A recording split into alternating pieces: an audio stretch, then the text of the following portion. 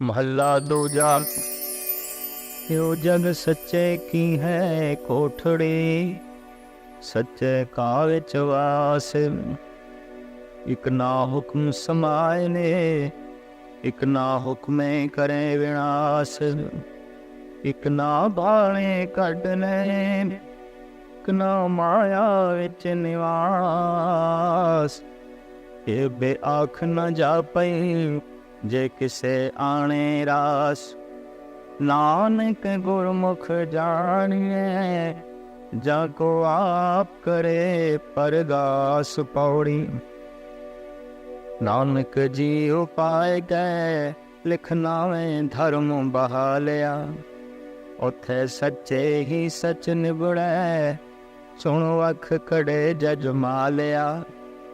थाव न पाए ने कूड़ियार, मोह काले दोजक चालिया। तेरे नाए रते से जिण गए, हार गए से ठगण वालिया। लिखना वे धर्म बहालिया, लिखना वे धर्म बहालिया। आसा दीवार दी ये जो दूजी पौड़ी है, इस विच जो 3 श्लोक ने। तीजा श्लोक साहिब श्री गुरु अंगद देव जी महाराज का है, जिस विच आप फरमान करते हैं, यह जग सच्चे ही है कोठड़ी, सच्चे का विचवास। समूह संसार परमात्मा दे रहन दा घर है। इस कोठी दे विच व्यापक रूप दे हो रह रहे बनस्पति, सागर, ग्रह, नक्षत्र, रेत दे जर्रे तो लैके सूरज दियां किरणा, हाथी की, पहाड़, पाताल, आकाश, जिथे तक निगाह जाती है और जो अदृश्य दुनिया है, ये सारा जगत, ये सारा ब्रह्मंड उस अकाल पुरख दे रहन दी थां है। कोई विशेष ठिकाना परमात्मा दा नहीं है भी फलानी थां ते है तो इसका मतलब है इस थां ते नहीं है। दो शब्द परमात्मा प्रति जो प्रयोग किए जाते हैं, वो सच्चाई की कसौटी ते पूरे नहीं उतरते। जैसे कि आखिया जाता है परमात्मा नूं लभना है, ते लभना उसनूं पैंदा है जो गुम हो गए। वो गुम नहीं होया। परमात्मा दे कोल जाना है तो कोल उसदे ही जाना है जो अपने तो दूर है। जो अपने तो दूर नहीं, उसदे कोल की जाना। जो गुम नहीं होया, उन्हों लभना की। इस वास्ते गुरु नानक दी बाणी दा ऐसा कहना है कि तू अखां खोल, उते हाजिर नाजर है। वो गुम नहीं होया और वो तैथों दूर भी नहीं, लिहाजा उसदे कोल जाना है या उन्हों लभना है। धार्मिक दुनिया दे ये जो कहावतां ने, ये भी भ्रांति ते खड़ियां ने। दरअसल गल इतनी है, तू अपनियां अखां खोल, उते ज़ाहिर ज़हूर हैं कि हाजिर हजूर हैं। उदा ना दिखाई देना उदी दूरी नहीं है, उदा ना दिखाई देना उसदा गुम होना नहीं है, बल्कि तेरा सोना है, तेरी अखां दा बंद होना है। साहिब गुरु अंगद देव जी महाराज इस पावन पवित्र श्लोक दे राहीं ये संदेश उपदेश दे रहे हैं कि समूह ब्रह्मंड, ये सारे दा सारा जगत परमात्मा दे रहन दी थां है। आसन लोहे लोहे भंडार। वास्तविक उस परमात्मा दा आसन हर लोक दे है, हर बशर दे है, हर जीव दे है। कोई उसका एक सिंहासन नहीं, ये व्यापक ब्रह्मंड उसका सिंहासन है और इस सारे ब्रह्मंड दे वो बैठा। इहो जग सच्चे की है कोठड़ी, सच्चे का विचवास। ये कोठड़ी चूंकि सच दी है, इस वास्ते कोठड़ी भी सच्ची है। जिस घर विच धार्मिक लोग रहिंदे होवन, जिस घर विच धार्मिक विचार अच्छे पैर पढ़े जाते होवन, पढ़ाए जाते होवन, उस इट्टां दी ढेरी नूं भी लोकी धार्मिक मंदिर कह देंदे हैं। ते इट्टां ही है, ते पत्थर ही है, ते लकड़ ही। लेकिन धार्मिक मंदिर, ये मकान धार्मिक भवन है की है, वो धर्म की चर्चा है, वो कोई धार्मिक मनुख रहिंदे ने, ਉਹਦੇ 'ਚ ਧਰਮ ਦੀ ਗੱਲ ਕੀਤੀ ਜਾ ਰਹੀ ਹੈ, ਉਹਦੇ 'ਚ ਧਰਮ ਦੀ ਗੱਲ ਸੁਣਾਈ ਜਾ ਰਹੀ ਹੈ। ਤੋ ਜਿੱਥੇ ਧਰਮ ਦੀ ਗੱਲ ਕੀਤੀ ਜਾ ਰਹੀ ਹੈ, ਧਰਮ ਦੀ ਗੱਲ ਸੁਣਾਈ ਜਾ ਰਹੀ ਹੈ, ਉਹ ਅਸਥਾਨ, ਉਹ ਘਰ ਆਮ ਘਰ ਨਹੀਂ ਰਹਿ ਜਾਂਦਾ, ਉਹ ਪਾਵਨ ਘਰ ਬਣ ਜਾਂਦਾ ਹੈ, ਪਵਿੱਤਰ ਘਰ ਬਣ ਜਾਂਦਾ ਹੈ। ਸਾਰੇ ਬ੍ਰਹਿਮੰਡ ਦੇ ਜ਼ਰਰੇ ਜ਼ਰਰੇ ਵਿੱਚ ਉਸ ਸੱਚ ਦਾ ਵਾਸਾ ਹੈ। ਇਸ ਵਾਸਤੇ ਗੁਰੂ ਨਾਨਕ ਦੇਵ ਜੀ ਮਹਾਰਾਜ ਇਸ ਬ੍ਰਹਿਮੰਡ ਨੂੰ ਸੱਚੇ ਦੀ ਕੋਠੜੀ ਕਹਿੰਦੇ ਨੇ, ਸੱਚ ਦੀ ਕੋਠੜੀ ਕਹਿੰਦੇ ਨੇ। ਕਿ ਝੂਠੇ ਦੀ ਕੋਠੜੀ ਆਉਂਦੀ ਤਾਂ ਸ਼ਾਇਦ ਇਹ ਕੋਠੜੀ ਝੂਠੀ ਆਉਂਦੀ, ਪਰ ਚੂੰਕਿ ਸੱਚ ਦੀ ਕੋਠੜੀ ਹੈ ਤੇ ਸੱਚ ਦਾ ਇਸ ਵਿੱਚ ਵਾਸ ਹੈ, ਜਗਤ ਦੇ ਕਿਸੇ ਹਿੱਸੇ ਦੀ ਨਿੰਦਾ ਜਾਂ ਉਸ ਨੂੰ ਚੋਟ ਪਹੁੰਚਾਉਣਾ ਦਰਅਸਲ ਇਹ ਵੀ ਕਰਤੇ ਪੁਰਖ ਨੂੰ ਚੋਟ ਪਹੁੰਚਾਉਣਾ ਹੋਵੇਗਾ, ਕਿਉਂਕਿ ਇਹ ਉਸ ਦੀ ਕੋਠੜੀ ਹੈ। ਇਹੋ ਜਗ ਸੱਚੇ ਕੀ ਹੈ ਕੋਠੜੀ, ਸੱਚੇ ਕਾ ਵਿਚਵਾਸ, ਇਕ ਨਾ ਹੁਕਮ ਸਮਾਏ ਲੈ, ਇਕ ਨਾ ਹੁਕਮੇ ਕਰੇ ਵਿਨਾਸ਼। ਇੱਕ ਅਦਨੇ ਉਸ ਦਾ ਹੁਕਮ ਮੰਨ ਕੇ ਹੁਕਮੀ ਵਿੱਚ ਸਮਾਈ ਹਾਸਲ ਕਰ ਲਈ ਹੈ, ਤੇ ਇੱਕ ਹੁਕਮ ਨੂੰ ਨਾ ਮੰਨ ਕੇ ਵਿਨਾਸ਼ ਹੋ ਰਹੇ ਨੇ, ਨਾਸ ਹੋ ਰਹੇ ਨੇ, ਖੱਜਲ ਖੁਆਰ ਹੋ ਰਹੇ ਨੇ, ਦੁਖੀ ਹੋ ਰਹੇ ਨੇ, ਬੇਚੈਨ ਹੋ ਰਹੇ ਨੇ। ਇੱਕ ਨਾ ਨੇ ਹੁਕਮ ਨੂੰ ਮੰਨ ਕੇ ਪ੍ਰਮਾਤਮਾ ਦੀ ਸਮਾਈ ਹਾਸਲ ਕਰ ਲਈ ਹੈ। ਇੱਥੇ ਪ੍ਰਸ਼ਨ ਖੜਾ ਹੋਵੇਗਾ, ਹੁਕਮ ਮੰਨ ਕੇ, ਹੁਕਮ ਕੀ ਹੈ, ਹੁਕਮ ਕਿੱਥੇ ਹੈ? ਉਸ ਨੂੰ ਪੜ੍ਹ ਲਈਏ, ਉਸ ਨੂੰ ਸਮਝ ਲਈਏ, ਉਹਨੂੰ ਸੁਣ ਲਈਏ। ਪਰਮਾਤਮਾ ਦਾ ਹੁਕਮ ਕਿੱਥੇ ਲਿਖਿਆ? ਸਾਹਿਬ ਕਹਿੰਦੇ ਨੇ, ਸਿਮਰ ਗੋਬਿੰਦ ਮਨ ਤਨ ਧੁਰ ਲਿਖਿਆ, ਹੁਕਮ ਰਜ਼ਾਈ ਚੱਲਣਾ ਨਾਨਕ ਲਿਖਿਆ ਨਾਲ। ਹੁਕਮ ਤੇਰੇ ਨਾਲ ਲਿਖਿਆ ਹੋਇਆ ਹੈ। ਕਿਹੜੀ ਭਾਸ਼ਾ ਵਿੱਚ ਹੈ? ਦਰਅਸਲ ਪਰਮਾਤਮਾ ਦੀ ਭਾਸ਼ਾ ਅੱਖਰਾਂ ਵਿੱਚ ਨਹੀਂ ਆਉਂਦੀ, ਮੌਨ ਦੀ ਭਾਸ਼ਾ ਹੈ, ਖਾਮੋਸ਼ ਭਾਸ਼ਾ ਹੈ, ਭਾਵ ਦੀ ਭਾਸ਼ਾ ਹੈ। ਉਹਨੂੰ ਸਮਝਣਾ ਪਏਗਾ, ਔਰ ਉਹਨੂੰ ਸਮਝਣ ਲਈ ਜ਼ਰੀਏ ਵੀ ਅਲੱਗ ਅਲੱਗ ਨੇ। ਤਾਂ ਉਸ ਦਾ ਹੁਕਮ ਹਰ ਮਸਤਕ ਤੇ ਲਿਖਿਆ ਹੈ, ਨਾਨਕ ਲਿਖਿਆ ਨਾਲ। ਤੇ ਜਿਹੜਾ ਉਸ ਹੁਕਮ ਨੂੰ ਸਮਝ ਜਾਂਦਾ ਹੈ, ਉਹ ਉਸ ਹੁਕਮੇ ਦੀ ਲੈਣਤਾ ਹਾਸਲ ਕਰ ਲੈਂਦਾ ਹੈ। ਹੁਕਮ ਕੀ ਹੈ? ਇਸ ਨੂੰ ਗੁਰੂ ਅਰਜਨ ਦੇਵ ਜੀ ਮਹਾਰਾਜ ਆਪਣੇ ਢੰਗ ਨਾਲ ਬਿਆਨ ਕਰਦੇ ਨੇ। ਜੋ ਹੋਆ ਉਹ ਵਤ ਸੋ ਜਾਣੇ, ਪ੍ਰਭ ਆਪਣੇ ਕਾ ਹੁਕਮ ਪਛਾਣੇ। ਹੁਕਮ ਕੀ ਹੈ? ਬੜੇ ਸਰਲ ਸ਼ਬਦਾਂ ਵਿੱਚ ਇਸ ਨੂੰ ਖੋਲਿਆ ਗੁਰੂ ਅਰਜਨ ਦੇਵ ਜੀ ਮਹਾਰਾਜ ਨੇ। ਤੇ ਇਹ ਐਸਾ ਹੈ ਜੈਸੇ ਸਾਗਰ ਨੂੰ ਗਾਗਰ ਵਿੱਚ ਬੰਦ ਕੀਤਾ, ਜੈਸੇ ਸਮੁੰਦਰ ਕੂਜ਼ੇ ਵਿੱਚ ਸਮਾ ਗਿਆ, ਜੈਸੇ ਇੱਕ ਮਹਾਨ ਵਿਚਾਰ ਨੂੰ ਥੋੜੇ ਜਿਹਾ ਚੰਦ ਅੱਖਰਾਂ ਵਿੱਚ ਬਿਆਨ ਕਰ ਦਿੱਤਾ ਹੈ। ਜੋ ਹੋਆ ਉਹ ਵਤ ਸੋ ਜਾਣੇ, ਪ੍ਰਭ ਆਪਣੇ ਕਾ ਹੁਕਮ ਪਛਾਣੇ। ਜੋ ਹੋਇਆ ਹੈ ਹੋਣਾ ਹੀ ਸੀ, ਜੋ ਹੋਆ ਉਹ ਵਤ ਸੋ ਜਾਣੇ। ਜੋ ਹੋਆ ਹੈ ਇਹਨੂੰ ਹੋਣਹਾਰ ਜਾਣੇ, ਇਹ ਹੋਣਾ ਹੈ। ਪ੍ਰਭ ਆਪਣੇ ਕਾ ਹੁਕਮ ਪਛਾਣੇ। ਅੱਜ ਤੱਕ ਧਾਰਮਿਕ ਦੁਨੀਆ 'ਚ ਐਸਾ ਤੇ ਥਾਂ ਥਾਂ ਤੇ ਆਖਿਆ ਜਾਂਦਾ ਹੈ, ਬਾਰ ਬਾਰ ਆਖਿਆ ਜਾਂਦਾ ਹੈ, ਰੱਬ ਦੀ ਰਜ਼ਾ, ਉਸ ਦਾ ਹੁਕਮ, ਉਹਨੂੰ ਮੰਨੋ, ਉਹਦੀ ਰਜ਼ਾ ਵਿੱਚ ਰਾਜ਼ੀ ਰਹੋ। ਪਰ ਸਵਾਲ ਇਹ ਪੈਦਾ ਹੁੰਦਾ, ਉਹਦੀ ਰਜ਼ਾ ਹੈ ਕੀ? ਪ੍ਰਸ਼ਨ ਇਹ ਖੜਾ ਹੁੰਦਾ ਹੈ, ਉਹਦਾ ਹੁਕਮ ਹੈ ਕੀ? ਧਾਰਮਿਕ ਦੁਨੀਆ ਵਿੱਚ ਐਸਾ ਆਖਿਆ ਜਾਂਦਾ ਹੈ, ਐਸਾ ਸਮਝਾਇਆ ਨਹੀਂ ਜਾਂਦਾ ਕਿ ਉਸ ਦਾ ਹੁਕਮ ਕੀ ਹੈ, ਉਸ ਦੀ ਰਜ਼ਾ ਕੀ ਹੈ। ਗੁਰੂ ਅਰਜਨ ਦੇਵ ਜੀ ਮਹਾਰਾਜ ਇਸ ਨੂੰ ਖੋਲ੍ਹਦੇ ਨੇ ਕਿ ਉਸ ਦੀ ਰਜ਼ਾ ਕੀ ਹੈ, ਉਸ ਦਾ ਹੁਕਮ ਕੀ ਹੈ। ਜੋ ਹੋਆ ਹੋਵਤ ਸੋ ਜਾਣੇ, ਪ੍ਰਭ ਆਪਣੇ ਕਾ ਹੁਕਮ ਪਛਾਣੇ। ਇਹ ਆਪਣੇ ਪ੍ਰਭੂ ਦਾ ਹੁਕਮ ਹੈ ਕਿ ਜੋ ਹੋਇਆ ਹੈ ਇਹ ਹੋਣਾ ਹੀ ਸੀ। ਬਸ ਇਹੀ ਹੁਕਮ, ਇਹੀ ਉਸ ਦੀ ਰਜ਼ਾ ਹੈ। ਦਿਨ ਹੋਇਆ ਹੈ, ਹੋਣਾ ਹੀ ਸੀ। ਰਾਤ ਹੋਈ ਹੈ, ਹੋਣੀ ਹੀ ਸੀ। ਜਨਮ ਹੋਇਆ ਹੈ, ਹੋਣਾ ਹੀ ਸੀ। ਮਰਨ ਹੋਇਆ ਹੈ, ਹੋਣਾ ਹੀ ਸੀ। ਨਫਾ ਹੋਇਆ ਹੈ, ਇਹ ਹੋਣਾ ਹੀ ਸੀ। ਨੁਕਸਾਨ ਹੋਇਆ ਹੈ, ਇਹ ਹੋਣਾ ਹੀ ਸੀ। ਸਰਦੀ ਹੋਈ ਹੈ, ਇਹ ਹੋਣੀ ਸੀ। ਗਰਮੀ ਆਈ ਹੈ, ਇਹ ਆਉਣੇ ਹੀ ਸੀ। ਗਰਜ਼ ਕੇ ਜੋ ਕੁਝ ਹੋ ਰਿਹਾ ਹੈ, ਬਸ ਇਹ ਉਸ ਦਾ ਹੁਕਮ ਹੈ। ਤੇ ਹੋ ਰਹੇ ਨੂੰ ਕਬੂਲ ਕਰ ਲੈਣਾ, ਪ੍ਰਵਾਨ ਕਰ ਲੈਣਾ, ਇਹ ਉਸ ਦੀ ਰਜ਼ਾ ਨੂੰ ਮੰਨਣਾ ਹੈ, ਇਹ ਉਸ ਦੇ ਹੁਕਮ ਨੂੰ ਮੰਨਣਾ ਹੈ।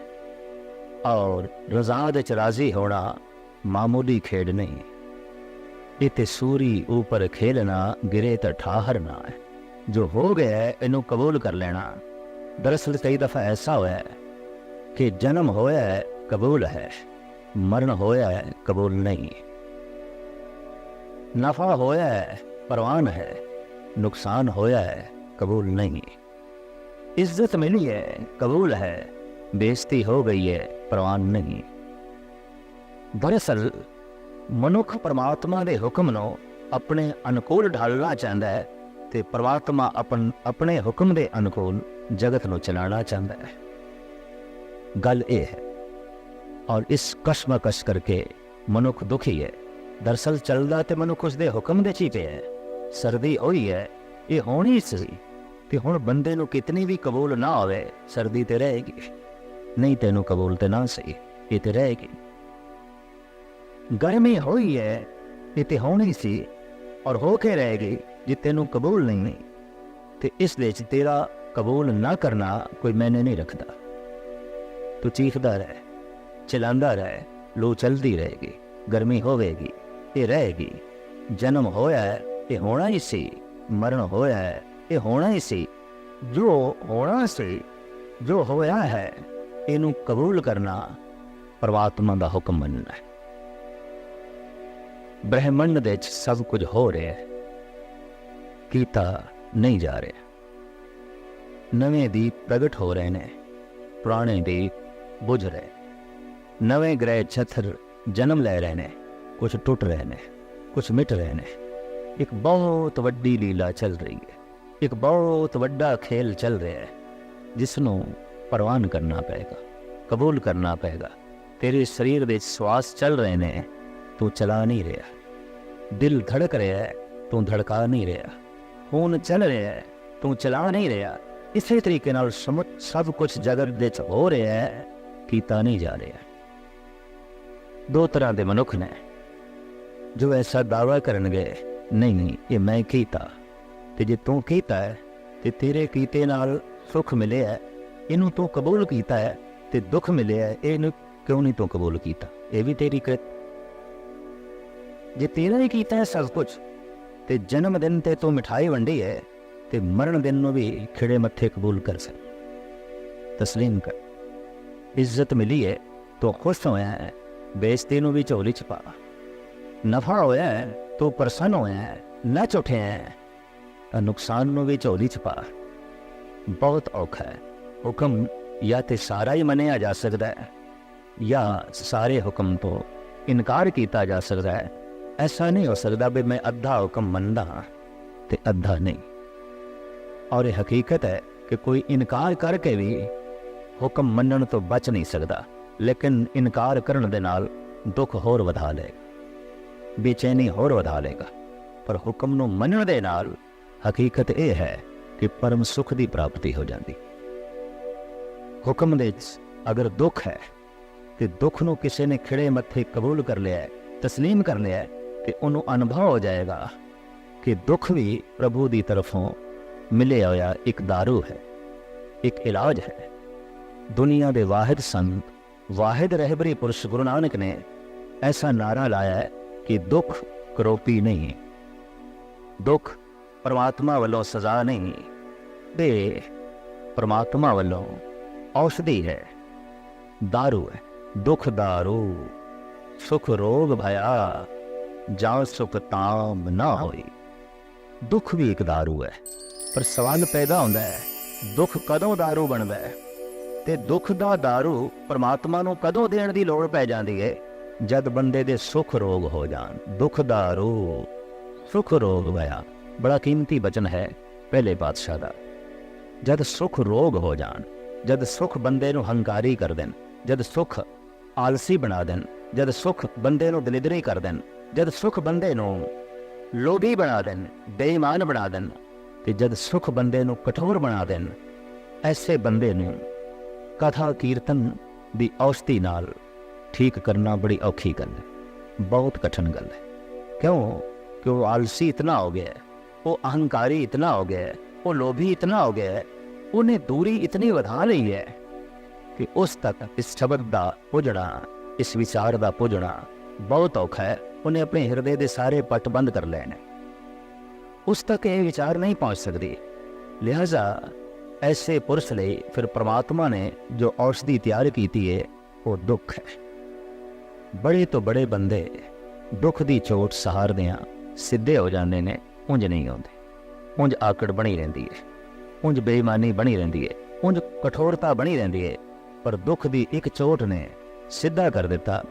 ਤਾਂ ਸਾਹਿਬ ਕਹਿੰਦੇ ਦੁੱਖ, ਵਕਤੀ ਦੁੱਖ, ਇਹ ਪ੍ਰਮਾਤਮਾ ਵੱਲੋਂ ਕਰੋਪੀ ਨਹੀਂ, ਦਾਰੂ ਹੈ, ਔਸ਼ਧੀ ਹੈ।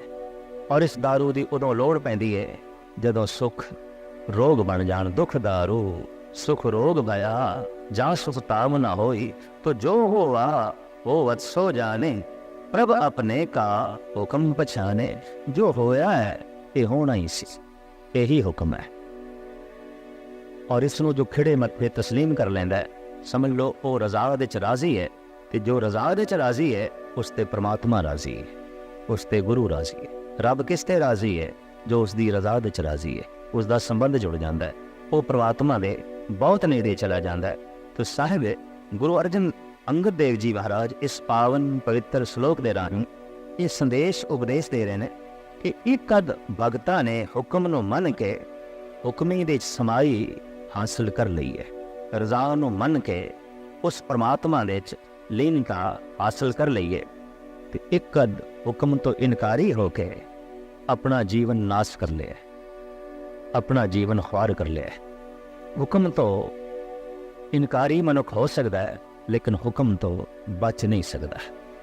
मछली सागर दे घूमती हुई ऐसा कह सकती है, सागर मैनू प्रवान नहीं, ऐसा कह सकती है, ऐसा उसनू खुल है, लेकिन पानी तो बाहर रह के विचर नहीं सकती।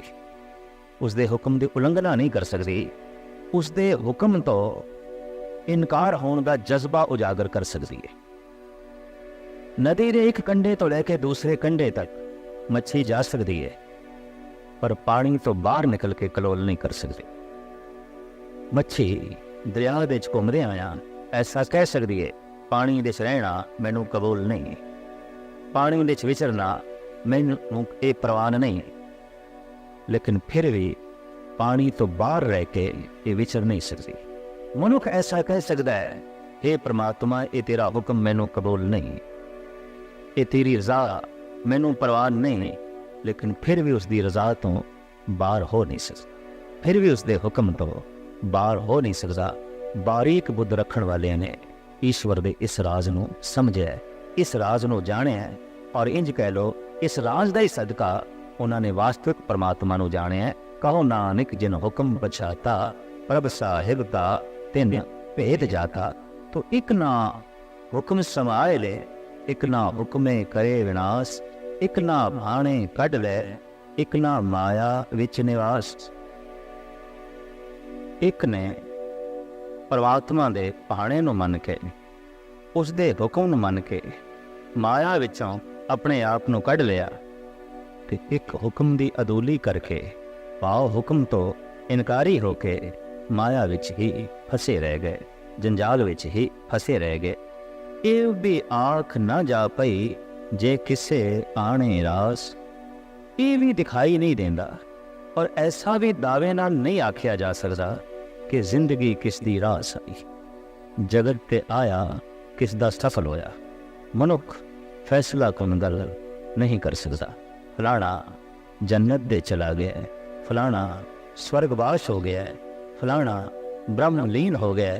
मनुखी दुनिया दी ये सारियां कहावतां ही ने, ये हकीकत कुछ भी नहीं, क्योंकि मनुख दे अपने अंदाजे ने, मनुख दियां अपनियां कियास आराइयां ने। मनुख दे कोल ऐसी कोई दूरबीन नहीं कि उसने देख लिया होवे, हाँ वाकई ये ब्रह्मलीन हो गया, वाकई ये सचखंड वासी हो गया। तो साहिब कहते ने ये कहण मात्र गल नहीं, ये पुन्नी पापी आखण नाए कर कर करना लिख ले जाओ। तो ये कहण मात्र गल नहीं, ये भी आख ना जा पई जे किसे आने रास, नानक गुरमुख जानिए जाको आप करे प्रगास।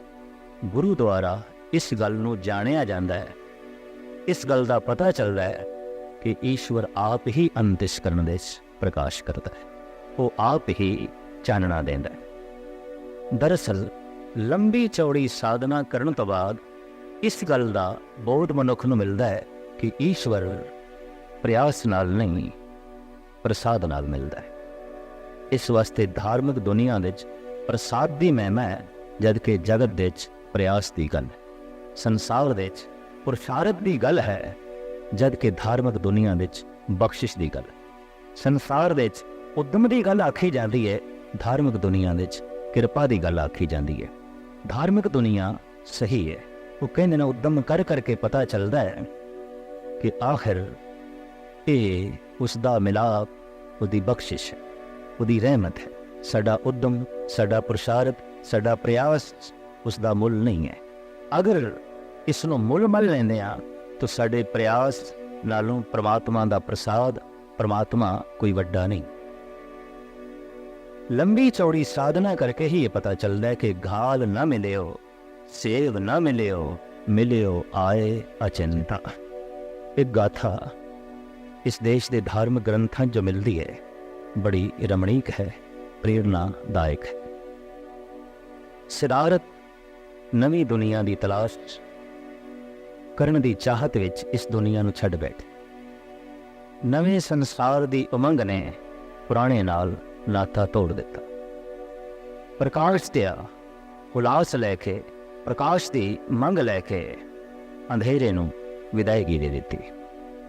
ਲੇਕਿਨ ਪ੍ਰਕਾਸ਼ ਕਿੱਥੋਂ ਮਿਲੇ, ਪਰਮ ਜੀਵਨ ਕਿੱਥੋਂ ਮਿਲੇ? ਆਸ਼ਰਮ ਆਸ਼ਰਮ ਭਟਕਦੇ ਰਹੇ, ਇੱਕ ਇੱਕ ਦੁਆਰ ਤੇ ਦਸਤਕ ਦੇਂਦੇ ਰਹੇ। ਹਰ ਆਚਾਰੀਆ ਨੇ, ਹਰ ਸੰਤ ਨੇ ਜਿਹੜੀ ਗੱਲ ਆਖੀ ਉਸ ਨੂੰ ਪੂਰਨ ਸ਼ੌਕ ਨਾਲ, ਜ਼ੌਕ ਨਾਲ ਨਿਭਾਉਂਦੇ ਰਹੇ।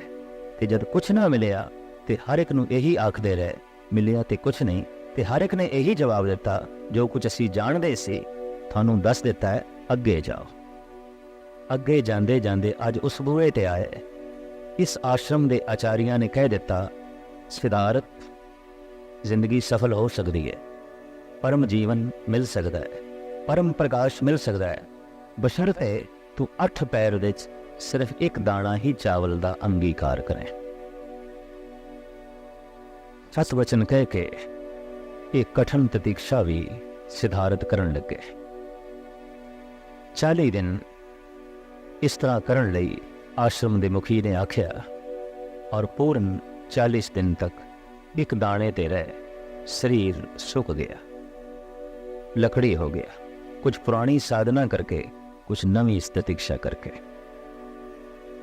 ਲੇਕਿਨ ਜਦ ਅੱਜ 40ਵਾਂ ਦਿਨ ਵੀ ਸੰਪੂਰਨ ਹੋ ਗਿਆ ਤੇ ਘਟਨਾ ਕੁਝ ਵੀ ਨਾ ਘਟੀ, ਤਾਂ ਆਸ਼ਰਮ ਦੇ ਆਚਾਰੀਏ ਦੇ ਅੱਗੋਂ ਪ੍ਰਸ਼ਨ ਉੱਤਰ ਹੋ ਕੇ ਖੜੇ ਹੋ ਗਏ। ਪ੍ਰਸ਼ਨ ਚਿੰਨ੍ਹ ਬਣ ਕੇ ਸਵਾਲੀਆ ਹਰੂਫ ਲੈ ਕੇ ਸਾਹਮਣੇ ਖੜੇ ਨੇ, ਗੱਲ ਤੇ ਕੁਝ ਵੀ ਨਹੀਂ ਬਣੀ। ਤਾਂ ਇਸ ਆਚਾਰੀਆ ਨੇ ਵੀ ਕਹਿ ਦਿੱਤਾ, ਜੋ ਕੁਝ ਅਸੀਂ ਜਾਣਦੇ ਸੀ ਦੱਸ ਦਿੱਤਾ ਹੈ, ਤੁਸੀਂ ਕਿਸੇ ਹੋਰ ਬੂਹੇ ਤੇ ਜਾਓ। ਲੇਕਿਨ ਹੋਰ ਥਾਂ ਤੋਂ ਕੁਝ ਹੋਰ ਖਬਰ ਮਿਲੇ ਤਾਂ ਸਾਨੂੰ ਜ਼ਰੂਰ ਦੱਸਣਾ। ਰੁਖਸਤ ਹੋ ਗਏ। ਨਿਢਾਲ ਸਰੀਰ ਆਹਿਸਤਾ ਆਹਿਸਤਾ ਜਾ ਰਹੇ ਨੇ। ਅੰਦਰ ਸ਼ਾਂਤੀ ਦੀ ਇੱਛਾ ਛੱਡ ਦਿੱਤੀ, ਪਰਮ ਜੀਵਨ ਦੀ ਪ੍ਰਾਪਤੀ ਦੀ ਜੋ ਉਮੰਗ ਸੀ ਉਹ ਵੀ ਛੱਡ ਦਿੱਤੀ। ਈਸ਼ਵਰ ਮਿਲੇ ਇਹ ਇੱਛਾ ਵੀ ਇੱਕ ਪਾਸੇ ਸੁੱਟ ਦਿੱਤੀ। ਨਿਰੰਜਨਾ ਨਦੀ ਬੜੇ ਔਖੇ ਢੰਗ ਨਾਲ ਅਬੂਰ ਕਰ ਰਹੇ ਨੇ, ਕਿਉਂਕਿ ਸਰੀਰ ਵਿੱਚ ਬਲ ਨਹੀਂ। ਇੱਕ ਸ਼ਾਖ ਦੇ ਆਸਰੇ ਤੇ ਆਪ ਪਾਰ ਲੱਗੇ। ਬੋੜ ਦੇ ਦਰਖਤ ਥੱਲੇ ਬੈਠ ਕੇ ਨਿਰਾਸ਼, ਸ਼ਾਂਤੀ ਤੋਂ ਵੀ ਨਿਰਾਸ਼, ਈਸ਼ਵਰ ਤੋਂ ਵੀ ਨਿਰਾਸ਼, ਪਰਮ ਸੁਖ ਤੋਂ ਵੀ ਨਿਰਾਸ਼, ਪਰਮ ਆਨੰਦ ਤੋਂ ਵੀ ਨਿਰਾਸ਼। ਕੁਛ ਵੀ ਨਹੀਂ ਚਾਹੀਦਾ, ਕੁਛ ਵੀ ਨਹੀਂ ਚਾਹੀਦਾ। ਐਸਾ ਜਦ ਬੋਧ, ਐਸੀ ਜਦ ਭਾਵਨਾ ਅੰਦਰ ਪੂਰਨ ਰੂਪ ਵਿੱਚ ਪੈਦਾ ਹੋਈ, ਕੁਛ ਵੀ ਨਹੀਂ ਚਾਹੀਦਾ, ਸਭ ਕੁਛ ਮਿਲ ਗਿਆ, ਸਭ ਕੁਝ ਝੋਲੀ ਵਿੱਚ ਪੈ ਗਿਆ। ਸਮਾਧੀ ਲੱਗ ਗਈ ਔਰ ਪਰਮ ਆਨੰਦ ਦੀ ਵਰਸ਼ਾ ਉਸੇ ਦਿਨ ਹੋ ਗਈ। ਸੁੱਕੇ ਜੀਵਨ ਤੇ ਹਰਾ ਭਰਾ ਹੋ ਗਿਆ ਜੀਵਨ, ਨਵੇਂ ਹੁਲਾਸ ਪੈਦਾ ਹੋ ਗਏ, ਅੰਧਕਾਰ ਵਿੱਚ ਪਰਮ ਪ੍ਰਕਾਸ਼ ਹੋ ਗਿਆ। ਇਸ ਵਾਸਤੇ ਜਗਤ ਦੇ ਹਰ ਰਹਿਬਰੀ ਪੁਰਸ਼ ਨੇ ਤੇ ਹਰ ਸਾਧਕ ਨੇ ਆਖਿਆ, ਪਰਮ ਸੁਖ ਮਿਲਿਆ ਹੈ ਸਾਡੇ ਪ੍ਰਯਾਸ ਨਾਲ ਨਹੀਂ, ਉਸ ਦੇ ਪ੍ਰਸਾਦ ਨਾਲ, ਸਾਡੇ ਉਦਮ ਤੇ ਮਿਹਨਤ ਨਾਲ ਨਹੀਂ, ਉਸ ਦੀ ਬਖਸ਼ਿਸ਼ ਦੇ ਨਾਲ। ਪਰ ਇਹ ਵੀ ਘਾਲਣਾ ਘਾਲ ਕੇ ਪਤਾ ਚੱਲਦਾ ਹੈ। ਤਾਂ ਸਤਿਗੁਰਦੇਵ ਜੀ ਮਹਾਰਾਜ ਕਹਿੰਦੇ ਨੇ, ਗੁਰੂ ਦੁਆਰਾ ਹੀ ਇਹ ਗੱਲ ਜਾਣੀ ਜਾਂਦੀ ਹੈ ਕਿ ਜਿਸ ਨੂੰ ਉਹ ਆਪ ਪ੍ਰਕਾਸ਼ ਦੇਵੇ ਉਹੀ ਪ੍ਰਕਾਸ਼ਮਾਨ ਹੁੰਦਾ ਹੈ, ਉਸ ਨੂੰ ਹੀ ਸੂਝ ਪੈਂਦੀ ਹੈ। ਪੌੜੀ ਨਾਨਕ ਜੀ ਉਪਾਏ ਕੇ ਲਿਖ ਨਾਵੇਂ ਧਰਮ ਬਹਾ ਲਿਆ। ਸਤਿਗੁਰਦੇਵ ਜੀ ਮਹਾਰਾਜ ਦਾ ਫਰਮਾਨ, ਜੀਵ ਪੈਦਾ ਕਰਕੇ ਹਰ ਜੀਵ ਦੇ ਨਾਲ ਪ੍ਰਮਾਤਮਾ ਨੇ ਧਰਮ ਬਿਠਾ ਦਿੱਤਾ ਹੈ, ਮਰਿਆਦਾ, ਅਸੂਲ। ਧਰਮਰਾਜ ਕਿੱਥੇ ਬੈਠਾ ਹੈ, ਇਹ ਕੋਈ ਨਕਸ਼ਾ ਫੋਲ ਕੇ ਵੇਖਣ ਦੀ ਲੋੜ ਨਹੀਂ। ਇਹ ਕੋਈ ਪ੍ਰਿਥਵੀ ਦਾ ਸ਼ਹਿਰ ਨਹੀਂ। ਧਰਮਰਾਜ ਹਰ ਇੱਕ ਦੇ ਅੰਦਰ ਬੈਠਾ ਹੈ। ਧਰਮ, ਮਰਿਆਦਾ। ਮਨੁੱਖ ਜੋ ਕੁਛ ਵੀ ਕਰਦਾ ਹੈ ਉਹ ਅੰਦਰ ਅੰਕੁਰਿਤ ਹੋ ਜਾਂਦਾ ਹੈ। ਜੋ ਬੋਲਦਾ ਹੈ, ਜੋ ਸੋਚਦਾ ਹੈ, ਜੋ ਸੁਣਦਾ ਹੈ, ਜੋ ਵੇਖਦਾ ਹੈ, ਜੋ ਕਰਦਾ ਹੈ, ਇਹ ਸਭ ਮਿਟ ਨਹੀਂ ਜਾਂਦਾ। ਅੰਦਰ ਅਮਿਟ ਛਾਪ ਇਸ ਦੀ ਲੱਗ ਜਾਂਦੀ ਹੈ। ਇਹੀ ਚਿੱਤਰਗੁਪਤ ਹੈ, ਇਹੀ ਧਰਮਰਾਜ ਹੈ। ਔਰ ਐਸਾ ਤੇ ਹੋ ਸਕਦਾ ਹੈ ਕਿ ਕਾਗਜ਼ ਤੇ ਲਿਖਿਆ ਹੋਇਆ ਜਲਾਇਆ ਜਾ ਸਕਦਾ ਹੈ, ਕਾਗਜ਼ ਤੇ ਲਿਖਿਆ ਹੋਇਆ ਮਿਟਾਇਆ ਜਾ ਸਕਦਾ ਹੈ, ਪਰ ਆਪਣੇ ਆਪ ਦੇ ਜੋ ਸਾਡੇ ਕੀਤੇ ਕਰਮ ਲਿਖੇ ਜਾਂਦੇ ਨੇ, ਦੁਨੀਆ ਦੀ ਕੋਈ ਤਾਕਤ ਨਹੀਂ ਮਿਟਾ ਸਕਦੀ ਉਸ ਪਰਿਪੂਰਨ ਪ੍ਰਮਾਤਮਾ ਤੋਂ ਬਿਨਾ, ਉਸ ਅਕਾਲ ਪੁਰਖ ਤੋਂ ਬਿਨਾ। ਤੋ ਇਹ ਧਰਮ ਉਸ ਪਰਿਪੂਰਨ ਪ੍ਰਮਾਤਮਾ ਨੇ ਹਰ ਇੱਕ ਦੇ ਨਾਲ ਬਿਠਾ ਦਿੱਤਾ ਹੈ। ਉੱਥੇ ਸੱਚੇ ਹੀ ਸੱਚ ਨਿਬੜੇ, ਚੁਣ ਵਕ ਕੜੇ ਜਜ ਮਾਲਿਆ। ਉਹ ਧਰਮਰਾਜ, ਉਹ ਜੋ ਮਰਿਆਦਾ ਪਰਿਪੂਰਨ ਪ੍ਰਮਾਤਮਾ ਨੇ ਬਣਾਈ ਹੈ, ਉੱਥੇ ਨਿਬੇੜਾ ਸੱਚ ਤੇ ਹੀ ਹੈ। ਸੱਚ ਹੀ ਅੰਗੀਕਾਰ ਹੁੰਦਾ ਹੈ। ਚੁਣ ਕੇ ਵਕ ਕੱਢ ਦਿੱਤੇ ਜਾਂਦੇ ਨੇ ਜਿਨ੍ਹਾਂ ਨੇ ਜਜ਼ੀਆ ਦੇਣਾ ਹੈ, ਭਾਵ ਜੋ ਝੂਠੇ ਨੇ, ਜਿਨ੍ਹਾਂ ਨੇ ਕਰ ਦੇਣਾ ਹੈ, ਜਿਨ੍ਹਾਂ ਨੇ ਜਜ਼ੀਆ ਦੇਣਾ ਹੈ, ਜਿਨ੍ਹਾਂ ਨੇ ਦੰਡ ਭੋਗਣਾ ਹੈ, ਜਿਨ੍ਹਾਂ ਨੇ ਕੀਤੇ ਕਰਮਾਂ ਦੀ ਸਜ਼ਾ ਭੋਗਣੀ ਹੈ, ਉਹ ਵਕਤ ਕਰ ਦਿੱਤੇ ਜਾਂਦੇ ਨੇ। ਥਾਉ ਨਾ ਪਾਏ ਨ ਕੂੜਿਆਰ, ਮੋਹ ਕਾਲੇ ਦੋਜ਼ਖ ਚਾਰੇ। ਪ੍ਰਭੂ ਦੇ ਸੱਚ ਅਸਥਾਨ ਵਿੱਚ ਇਸ ਤਰ੍ਹਾਂ ਦੇ ਪੁਰਸ਼ਾਂ ਨੂੰ ਥਾਂ ਨਹੀਂ ਮਿਲਦੀ, ਲਿਹਾਜ਼ਾ ਮੂੰਹ ਕਾਲਾ ਲੈ ਕੇ ਉਹ ਦੋਜ਼ਖ ਵਿੱਚ ਜਾਂਦੇ ਨੇ। ਭਾਵ ਬਹਿੜੇ ਸੰਸਕਾਰ, ਬਹਿੜਾ ਚਿਤਰਨ, ਉਹ ਜੋ ਭੈੜੀ ਤਸਵੀਰ ਬਣੀ ਹੈ ਉਹੀ ਲੈ ਕੇ ਜਾਂਦੇ ਨੇ। एक वो है जिन्हें तस्वीर बना आती है, एक हम हैं लिया अपनी ही सूरत को बिगाड़। एक वो है जिन्हें तस्वीर बना आती है। अक्सर मनुख ने अपनी तस्वीर अंदर आप बनानी है, लेकिन इतनी बिगाड़ बैठता है जिसका जिक्र साहिब कहते हैं कि मोह काले दोज़ख चालिया, काले मुँह नाल चले दोज़खां विच दुखा भोगण लई। तेरे नाय रते से जिण गए, हार गए से छगण वाले आ। तेरे नाम दे रंग विच जो रते गए, उन्होंने जीवन की बाजी जिण लई, जित लई। ते जिन्हां नूं ये रंग ना चढ़िया वो हार गए, वो ठगे गए, वो माया तो ठगे गए। ठगण वाले ही माया तो ठगे गए। संसार नूं ठगण वाले ही संसार तो ठगे गए। मनुखां नूं ठगण वाले ही जगत तो ठगे गए। और इस तरीके नाल जीवन की बाजी हार गए। लिख नावे धर्म बहा लिया। ਸਾਹਿਬ ਕਹਿੰਦੇ ਨੇ ਕਿ ਪ੍ਰਮਾਤਮਾ ਨੇ ਜੀਵਾਂ ਦੇ ਕਰਮਾਂ ਨੂੰ ਲਿਖਣ ਲਈ ਇਸ ਢੰਗ ਦੀ ਮਰਿਆਦਾ, ਇਸ ਢੰਗ ਦਾ ਧਰਮ ਨਾਲ ਬਿਠਾ ਦਿੱਤਾ ਹੈ।